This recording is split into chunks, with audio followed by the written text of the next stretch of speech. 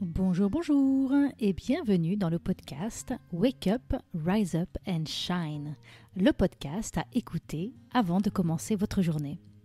Je suis Christine Levicki, auteure des best-sellers J'arrête de râler et Wake Up, et à travers ces différents épisodes, je souhaite vous partager de nouvelles perspectives.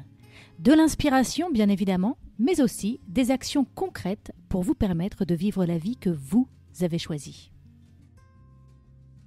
Alors aujourd'hui, pour ce nouvel épisode, j'ai l'immense plaisir d'accueillir Nadia, qui est la créatrice du blog Ranger, Changer. Nadia est home organizer et sa passion est d'aider les mères de famille à se dégager du temps pour leurs projets passionnants et inavouables. J'ai eu le grand plaisir de rencontrer Nadia lorsqu'elle est venue participer à ma retraite Wake Up à Montpellier il y a quelques années. Vous allez voir que c'est une femme passionnée, drôle et franchement pertinente. Je n'ai aucun doute que nous allons nous régaler dans cette conversation. Alors cet épisode est pour vous si vous commencez à être franchement usé de passer votre vie à ranger. Vous avez parfois l'impression d'être comme une poule à qui on a coupé la tête. Vous passez vos journées à courir dans tous les sens sans vraiment avoir l'impression que vous allez un jour y arriver. Parce que finalement, il faut bien l'avouer, la maison se dérange plus vite que vous n'arrivez à la ranger. Vous aimeriez comprendre comment sortir de cette spirale infernale. Vous sentez qu'il faudrait commencer par un grand désencombrement, mais vous ne savez pas par où commencer. Alors dans cet épisode, nous allons aborder les points suivants. Pourquoi est-il urgent que les mères de famille arrêtent de se perdre dans les tâches du quotidien? Quelle est la première chose que nous devons apprendre pour arrêter de nous sacrifier? Quelles sont les 3 actions concrètes, faciles à mettre en œuvre dès demain et qui pourront avoir le plus d'impact sur notre vie? Qu'est-ce qui devient possible quand on parvient à mettre de l'ordre dans sa vie? Alors, bonjour Nadia et bienvenue dans ce podcast. Bonjour Christine, je suis ravie d'être là. Merci beaucoup pour ton invitation. Alors, j'ai envie de commencer par t'interroger par d'où te vient cette passion pour aider les mères de famille et à remettre de l'ordre dans leur vie? Alors, cette passion, elle m'est venue un peu par hasard quand j'ai été moi-même maman pour la première fois, il y a bientôt 4 ans. Et bien sûr, tout le monde sait que c'est un chamboulement et que c'est vraiment un chamboulement de vie, un chamboulement physique. Et tout de suite, moi, je me suis mise dans une petite organisation de tâches ménagères. Je vais au boulot, je m'occupe de mon enfant et puis je fais les lessives. Et puis finalement, je me suis très vite rendu compte que ça allait pas le faire, que ça me plaisait pas trop et surtout que mon moral, il déclinait au fur et à mesure. Et du coup, vraiment par hasard, je suis tombée sur un livre de désencombrement qui est donc le livre de Marie Kondo, la japonaise qui est spécialiste du rangement, du désencombrement. Et comme j'avais besoin d'air, parce que j'en pouvais plus de cette vie de mère de famille, tout le temps dans les tâches ménagères, dans la nourriture, je faisais la cuisine, vraiment les lessives, je pliais le linge, je passais à la serpillière. J'avais besoin d'air et comme je ne pouvais pas trop l'avoir à l'extérieur, clairement j'aurais aimé faire un tour du monde sur un bateau, aller à l'autre bout du monde, je ne pouvais pas. Donc je me suis dit que l'espace que je ne pouvais pas voir avec mes yeux dans le monde, j'allais le faire dans ma maison. Et j'allais me créer de l'espace visuel dans mon quotidien. Donc voilà comment ça m'est venu. Et alors, pour toi, quelle est la plus grande charge? Là, tu nous parles, j'ai envie de créer de l'espace parce que j'avais besoin d'air. Et donc, pour toi, quelle est la plus grande, importante charge domestique chez les mères de famille? Où est-ce qu'on est le plus encombré? Où est le plus gros poids? En fait, le plus gros poids, on parle beaucoup depuis quelques années d'un terme qui s'appelle la charge mentale. On ne le décrivait pas, ne serait-ce qu'il y a 10 ans, on n'en parlait pas encore. Donc, il y a une réelle charge mentale sur les mères qui est la gestion des tâches ménagères et des responsabilités, je dirais, morales. C'est-à-dire tout simplement à quelle heure on va chercher les enfants, quand est-ce qu'ils doivent faire leur vaccin, les trajets pour les emmener à l'école, etc. Ça, c'est vraiment, je dirais, une charge mentale connue. Mais je trouve qu'il y en a une deuxième intrinsèque à laquelle on ne pense pas beaucoup, c'est la pression personnelle qu'on se met seul d'un souhait de perfection. Parce qu'on lit beaucoup de livres, aujourd'hui il faut faire de la parentalité positive, il ne faut pas crier sur ses enfants, il faut les faire manger bio, il ne faut pas qu'ils regardent la télé, il faut les occuper, il faut qu'ils fassent des activités Montessori, qu'ils soient dans des écoles spéciales, etc. Au bout d'un moment, ça fait un peu un trop-plein. Donc je dirais, voilà, ça c'est le corollaire de la charge mentale, mais malheureusement on se la met seul. Donc je trouve que c'est ça le gros problème, c'est ce qu'on se met seul en perfectionnisme. Et finalement, est-ce qu'on a besoin de tout ce perfectionnisme? Je n'en suis pas sûre du tout. C'est-à-dire que parfois, vouloir être trop parfaite, on se sacrifie pour notre famille, en fait. Complètement. On se sacrifie à la fois physiquement, le moral, l'empathie et surtout, on se sacrifie en temps. C'est-à-dire qu'on ne peut pas avoir du temps pour soi, ne serait-ce que pour lire 2 pages d'un livre le soir. On ne peut pas, quand on a dû faire de la cuisine bio maison, que les enfants, on a dû les occuper, on les a couchés, on essaye après que la maison soit super propre, super rangée, alors que ce n'est pas désencombré. Au bout d'un moment, le soir, on est fatigué, on va juste au lit, quoi. Donc on ne peut pas rentrer le sport dans sa vie, on ne peut pas rentrer d'une vie sociale, on ne peut pas faire rentrer du bonheur, des petites choses du quotidien qui apportent de la joie. On n'a pas la place pour faire entrer ça. On n'a plus de place en soi. Plus de place en soi. Et alors donc, quelle est la première chose que les femmes doivent apprendre pour sortir de cette spirale infernale? Alors moi, ce que j'ai réalisé au bout de plusieurs années, c'est quelque chose de très paradoxal. Parce que la première chose à faire pour arrêter de se sacrifier pour sa famille, c'est de se remettre au centre de sa vie. C'est-à-dire considérer que je suis moi, Nadia, maman, je suis la personne la plus importante dans ma vie. Je suis la personne qui doit passer en premier avant les autres. Et ce que je dis là, c'est pas du tout de l'égoïsme. Moi, je me suis rendu compte que quand je vais pas bien, quand j'ai pas le moral, parce que j'ai pas pu aller au sport, j'en veux à mon mec. Je vais lui en vouloir. Je vais lui crier dessus pour d'autres choses. Je vais pas être bien avec mes enfants parce que je serai fatiguée. J'aurai une journée pourrie au boulot, pourrie à la maison. Et puis je vais me dire, j'arrive pas à lire mon livre, j'arrive à rien faire pour moi. Donc en fait, je considère que la maman, la mère de famille, c'est une roue centrale avec des engrenages. Et il y a plein de petits trous autour qui tournent. Il y a le couple, il y a les enfants, il y a chaque personne individuellement, là, il y a les relations entre les enfants, il y a tout ça, il y a le travail. Et en fait, il faut que cette roue, elle soit hyper bien huilée. Et pour qu'elle soit hyper bien huilée, il faut que cette roue, elle-même, elle se gère et puis elle prenne soin d'elle-même. Donc la maman, pour moi, c'est ça, c'est une roue à engrenage. Il faut qu'elle ait le moral, la santé. Et là, elle va pouvoir s'occuper de toutes les petites roues qui tournent autour, avec bienveillance. Je dis souvent, si vous ne prenez pas soin de vous, personne ne le fera à votre place. Tout à fait. Et en plus, on prendra soin des autres mal. Alors, on ne pourra pas prendre soin des autres si on ne prend pas soin de nous. Parce qu'on aura des rancœurs, on aura des choses qui ne vont pas bien. Le moral, plein de choses. Quand on est à sec, je dis souvent aussi, quand on est à sec, parce qu'on n'a pas pris soin de nous, on n'a pas, voilà, on est vidé, quoi, on a tout donné et on est complètement à sec. Tout d'un coup, la paire de chaussettes qui traîne par terre devient une atteinte à notre identité, quoi. Ça devient. Mais franchement, il se fout de ma gueule. C'est ça. Il l'a fait exprès. Il l'a fait exprès. Sa chaussette, voilà. Ça, il l'a fait exprès. Ah oui, ça. Voilà, tandis que quand on rentre de notre cours de danse ou de notre cours de yoga ou de notre chorale ou quel que soit, ou la réunion auquel on a voulu participer parce qu'on s'est investi dans un projet qui nous tient à cœur, là, tout d'un coup, on arrive à avoir un peu plus de recul et à ne pas prendre les choses aussi personnellement et être aussi à vif. Et la paire de chaussettes, on la ramasse et puis on la met dans le bac à linge et puis finalement, c'est pas très grave. Oui, on arrête de transformer tout ça en drame, en fait, et en des choses tellement significatives. On y met tellement de signification à ce bazar, en fait. On y met tellement de signification. Alors, tu dis souvent que le rangement, c'est beaucoup plus fun que le ménage. Est-ce que tu peux expliquer ce que tu veux dire par là? Tout à fait. Ce que je veux dire par là, c'est que pour moi, le ménage, c'est quelque chose qui sert à rien. C'est-à-dire que... moi, je ressors pas de satisfaction d'avoir fait le ménage chez moi. Je me dis pas, waouh, t'es une super nana, t'as vachement bien astiqué tes toilettes. Non, franchement, si quelqu'un le fait à ma place, j'en suis ravie. Tu vois, c'est pas quelque chose qui me passionne.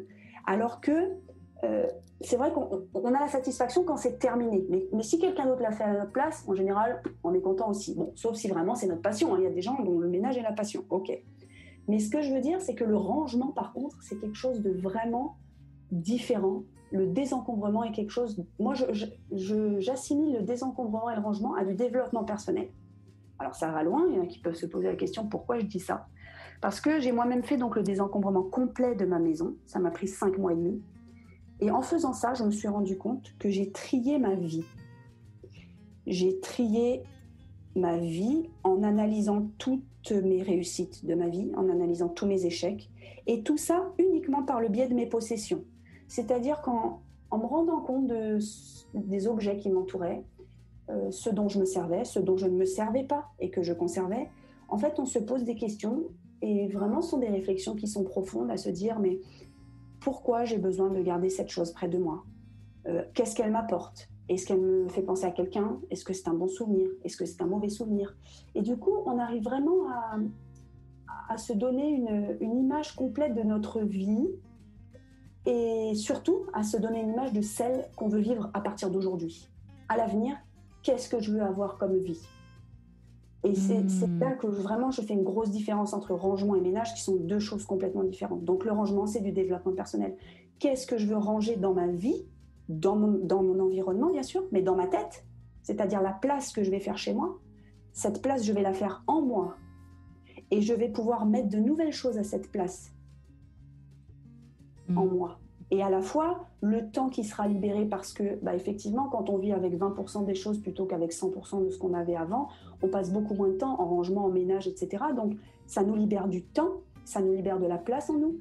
Et qu'est-ce que je veux faire de ce temps et de cette place? Qu'est-ce que j'ai intimement caché depuis des années? Qu'est-ce que je n'ai pas osé me dire? Est-ce que peut-être il y a des mères de famille qui ont des projets des fois d'écrire des livres? Il y a des mères de famille, leur projet, c'est juste de lire 5 minutes tous les soirs. Pourquoi pas? Il y en a qui veulent monter des entreprises, qui veulent faire le tour du monde. Ça peut être des petits projets ou des grands projets. Mais c'est ça vraiment l'essence du message que je veux faire passer. C'est que ranger sa maison, désencombrer sa maison, c'est ranger sa vie. Et faire de la place pour de nouvelles choses, pour se remettre au centre de ses souhaits. Et ça, c'est du bonheur. C'est du bonheur. Il y a vraiment une notion dans ce que tu dis de faire de la place, de faire du vide, d'arrêter d'être noyé.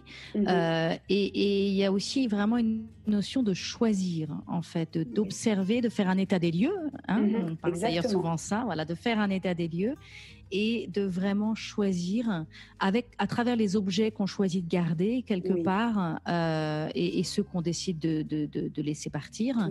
On peut rechoisir des choses. Est-ce que tu peux nous donner un exemple d'un objet, par exemple? Oui, je vais t'en donner un très concret.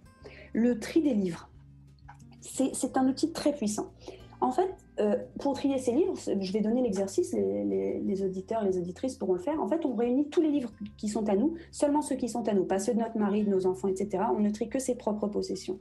On réunit tous nos livres au même endroit en une grosse pile, même si c'est un gros bazar, c'est parfait.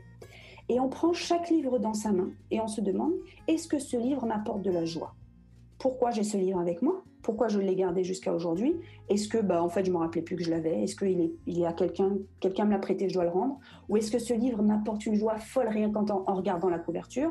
Ou est-ce que ce livre, bof, je le relirai jamais, c'est pas terrible, donc je le donne? Donc en fait, on fait un tri de ce qu'on veut garder de manière consciente. Donc je suis consciente que je veux garder ce livre. Et en fait, tous les livres qu'on va garder, qu'on va mettre dans notre bibliothèque, en réalité, ils vont représenter l'état d'esprit que l'on a aujourd'hui. Et pas ce que je lisais il y a 20 ans, et pas ce qu'on m'a offert il y a 10 ans, et pas ce que tonton Georges il m'a offert le livre de blagues pour aller aux toilettes alors que je le lis jamais. Non, moi, qui je suis moi. Qui je suis moi. Moi, par exemple, j'ai 40 ans, quand j'avais 20 ans, je lisais que des romans noirs. J'adorais les polars, les trucs scandinaves, les livres américains, la science-fiction de Stephen King et tout. Mais aujourd'hui, ça me parle plus du tout. Ça me fait peur, j'ai pas le temps, ça me gonfle, honnêtement. Pourquoi j'aurais ça dans ma bibliothèque? Et les livres que j'ai gardés aujourd'hui, très clairement, j'en ai très peu. Je me retourne, j'ai 20 livres dans ma bibliothèque, alors que je suis une très grande lectrice. Ils représentent qui je suis, ce que j'aime et ce qui m'apporte de la joie. Donc ça, c'est un outil très puissant. Et si on fait ça avec toutes les catégories d'objets qu'on a dans notre maison, ça nous définit entièrement. On ne vit qu'avec les choses qui nous définissent, qui nous apportent de la joie et dont on se sert. Oui, c'est très intéressant. Et avec les titres de livres, c'est encore plus visible, j'ai l'impression, parce qu'on a des mots. Voilà. Et non, mais les couvertures. Moi, je mets des couvertures. Par exemple, c'est pas pour faire particulièrement la pub de Christine Levicki, mais par exemple, Wake Up. Moi, ce n'est pas qu'un livre que j'ai dans ma bibliothèque. En fait, je mets la couverture face à moi à mon bureau. Là, quand je te parle, je l'ai face à moi. C'est même des messages. Les livres, ils peuvent être des messages. Et même les objets peuvent être des messages.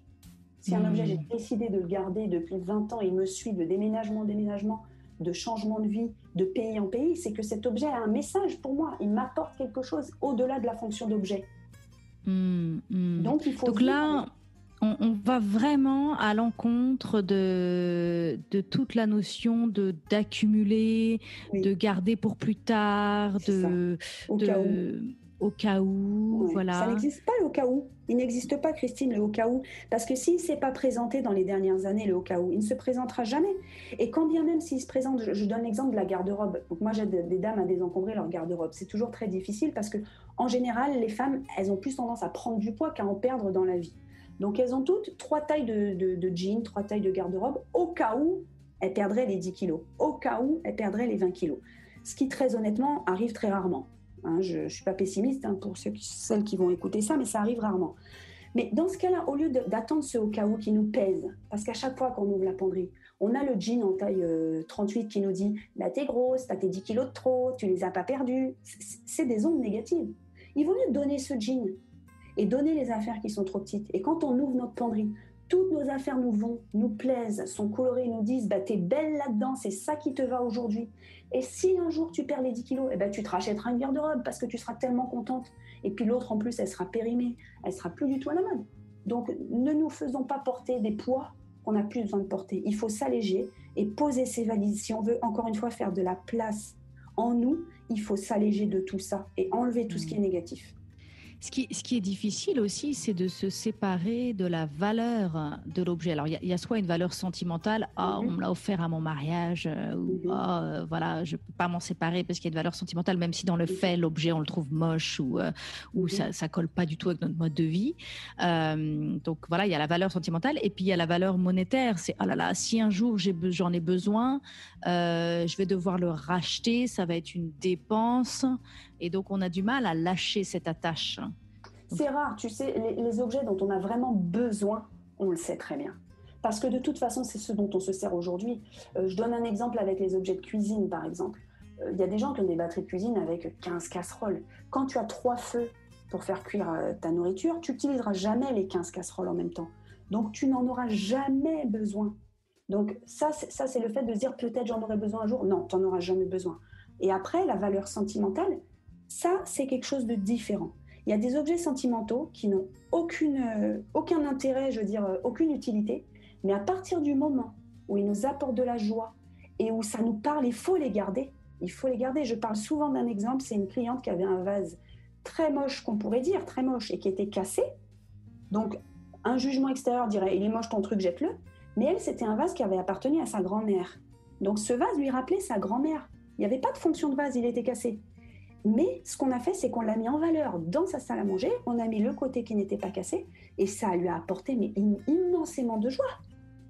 Pourtant, il n'avait pas d'utilité de vase, et c'était pas sa fonction qui lui apportait de la joie, c'était que c'était sa grand-mère dans ce vase.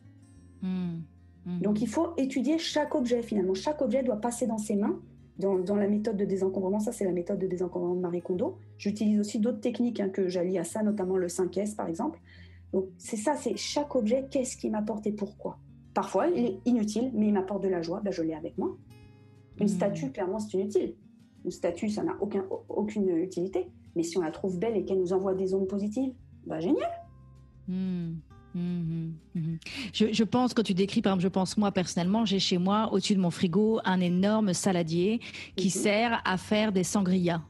Ouais. Et pour moi, ça représente les fêtes que mes parents ont pu organiser. Mes parents étaient très très forts à organiser des fêtes, et donc on faisait toujours une sangria parce que c'était un bon moyen de servir à boire à plein de gens sans que ça coûte trop cher et sans non plus que ce soit trop alcoolisé. Donc voilà, il y avait des sangrias et on faisait des grandes fêtes. Et donc moi, je vis maintenant à 10 000 km de chez mes parents. J'ai ce saladier à sangria au-dessus de mon frigo, sauf qu'aux États-Unis, on fait pas des grandes fêtes comme ça. C'est pas dans cette culture.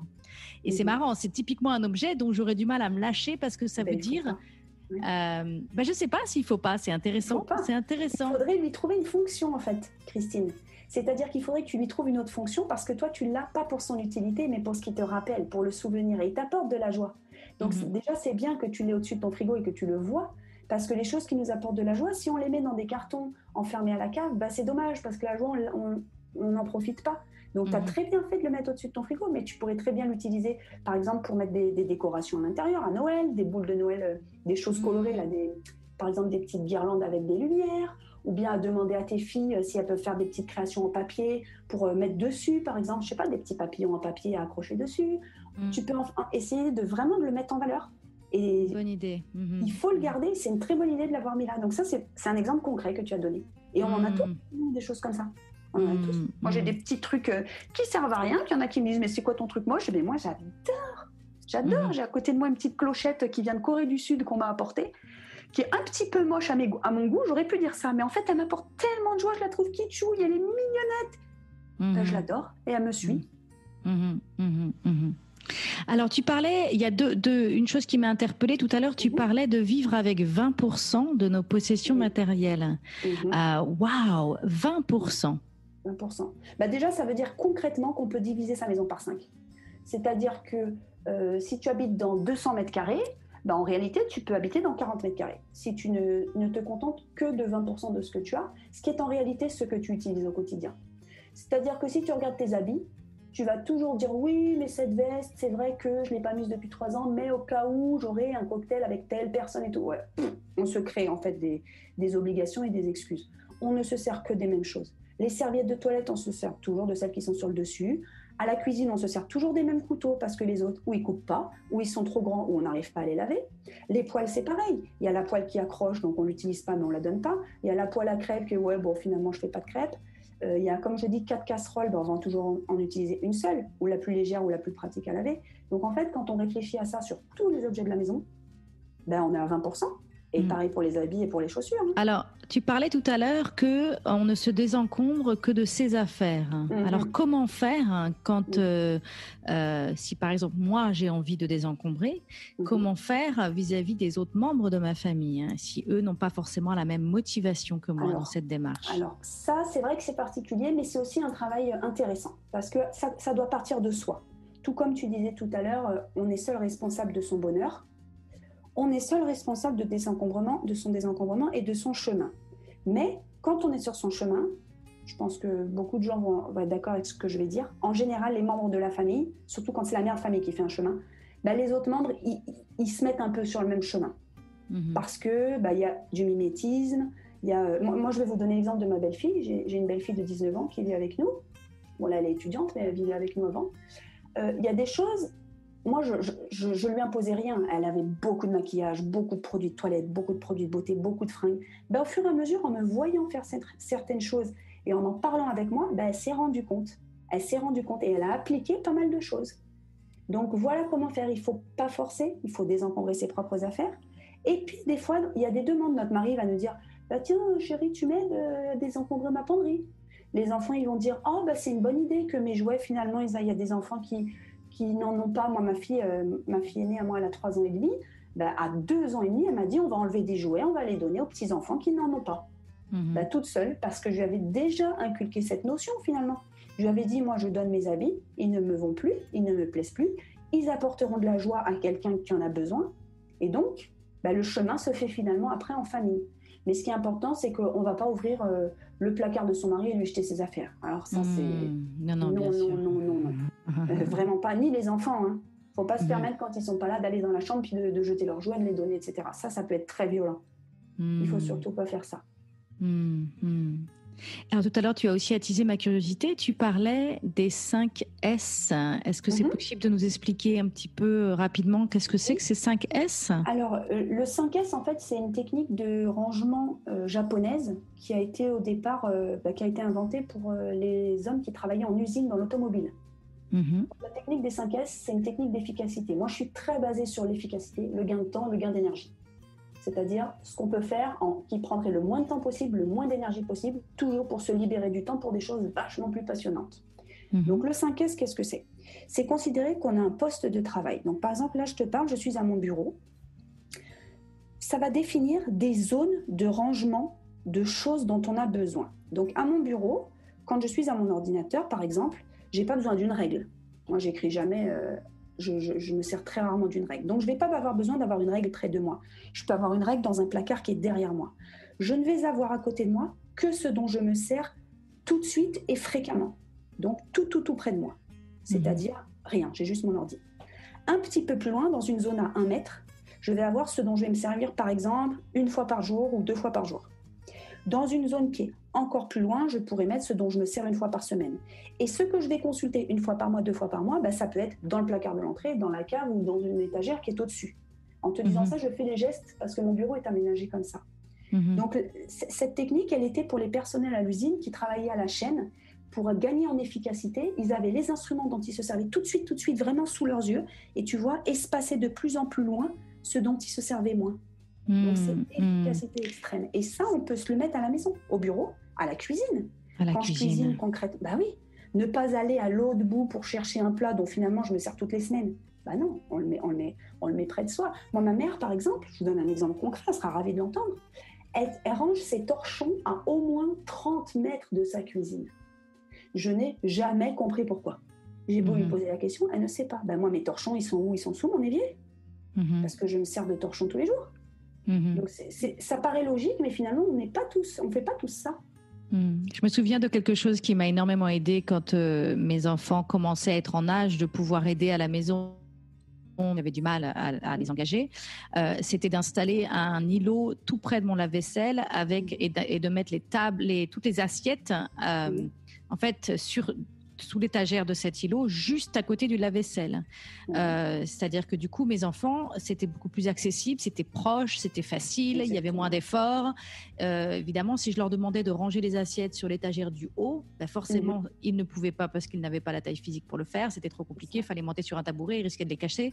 Donc, je le faisais. Donc, c'est cette idée de simplifier tous les gestes du quotidien, toute la logistique pour que les choses les plus importantes soient accessibles. Mais ça va vraiment dans le détail. Moi, je donne un détail, par exemple. Moi, j'ai mon sac de sport qui est dans mon coffre. C'est pas du 5S, mais c'est de l'efficacité. C'est-à-dire qu'à tout moment, je peux aller à la gym. Et par exemple, hier, je suis rentrée du sport. J'ai juste sorti de mon sac mon t-shirt et mon bas qui étaient sales. Mais j'ai laissé mon sac dans mon coffre.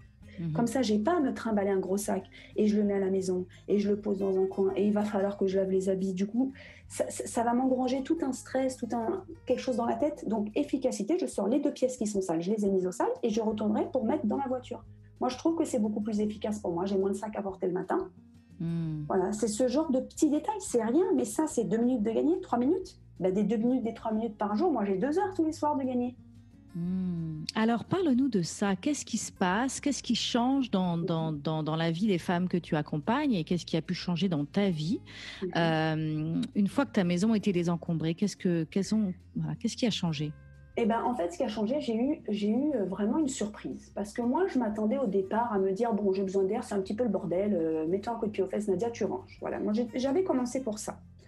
Au fur et à mesure du rangement et du désencombrement, je me suis dit, non, là, je suis plutôt en train de ranger ma vie, d'analyser ma vie, d'analyser, comme je disais, les événements heureux, les événements malheureux. Suite à ça, je me suis rendu compte que je les ai conscientisés et j'ai travaillé dessus. Et à la fin, je me suis dit, mais Nadia, ce que tu as fait là, en réalité, tu t'es forgé une nouvelle vie, c'est-à-dire que le temps que tu t'es libéré, il va falloir que tu en fasses quelque chose. Première chose que j'ai faite, je me suis inscrite au sport. Ça faisait 4 ou 5 ans que j'en faisais plus. Première chose, je me suis inscrite au sport. Deuxième chose, je me suis dit, mais maintenant que j'ai du temps, j'ai pu réfléchir. J'ai eu du temps pour aller marcher et j'ai eu du temps pour réfléchir et me dire, est-ce que les 25 prochaines années, je vais les passer à m'occuper de mes gosses, que j'adore et j'adore m'occuper de mes gosses, et à faire des lessives et à esquisser le linge bien repassé, ou est-ce que j'ai envie de faire quelque chose pour moi? Et moi, ce qui est ressorti, c'était, Nadia, il faut que tu continues tes projets et d'écriture et d'aider les autres et peut-être de partager ce que tu as vécu avec ce désencombrement pour que toutes les mères de famille sortent la tête de la machine à laver. Moi, j'en ai assez de pleurer avec mes copines à la sortie de la crèche parce qu'on n'en pouvait plus, parce que les gosses, ils font pas leur nuit, parce qu'on n'en peut plus et que nos maris, c'est tous des salauds parce qu'ils nous aident pas. Au bout d'un moment, il faut qu'on trouve des solutions. Et c'est ça, voilà ce qui a changé. Et les personnes que j'accompagne, alors, elles n'ont pas toujours le même profil. Il y a aussi des personnes âgées. J'ai à peu près moitié-moitié des mères de famille et moitié des personnes qui ont 60-70 ans, qui, elles, ont une autre réflexion qui est plutôt qu'est-ce que j'ai envie de laisser après moi, après ma mort. Alors, c'est un sujet difficile à aborder en France. Les gens, ils ne veulent pas trop en parler. J'ai écrit un article là-dessus, mais quelle image je veux laisser de moi si je mourais demain? Moi, j'ai 40 ans, mais j'y ai pensé. Si je meurs demain, les papiers que ma famille va devoir trier, les possessions que mes enfants vont récupérer de moi, je voudrais qu'ils me ressemblent. Je ne voudrais pas avoir des choses honteuses sur lesquelles ils tombent. Je ne voudrais pas avoir des secrets cachés que je voudrais qu'ils découvrent. Donc, c'est à moi de faire ce chemin. Et c'est à moi de trier mes affaires pour me dire quelle image je veux laisser de moi après. Il ne faudrait pas attendre d'avoir 80 ans en réalité pour faire ça. Mais les jeunes ont plus de mal à se dire que la vie est éphémère et qu'elle peut s'arrêter demain. Voilà tout ce que ça apporte. La réflexion sur la vie, la réflexion sur l'après et l'image qu'on veut laisser. Et puis, je vais quand même parler aussi de l'impact sur la planète. Parce que mon discours, il a quand même un impact écologique. En diminuant nos possessions, on ne revient plus en arrière. C'est-à-dire que moi, j'achète beaucoup moins. Je pense être minimaliste. Il y a des gens pour lesquels c'est une insulte, mais je pense être minimaliste, c'est-à-dire que je réfléchis à chaque achat. Chaque achat est réfléchi. J'achète du coup de la très bonne qualité, par exemple. C'est peut-être paradoxal, mais un pull, ça ne va pas me gêner de le payer 200 € parce que je vais le garder 15 ans. Plutôt que d'en acheter 3 à 50 € où au bout d'un an, ils seront boulochés, je vais les donner. Donc, c'est cette réflexion-là. Voilà tout ce que ça apporte. C'est vaste, hein. Oui, c'est vaste, c'est vaste. Bah, écoute, on arrive à la fin de cet épisode. Nadia, vraiment un grand merci d'avoir accepté de partager avec nous ta passion pour aider les mères de famille à remettre de l'ordre dans leurs priorités et dans leur vie. Où est-ce que les auditeurs peuvent te retrouver pour en savoir plus sur toi?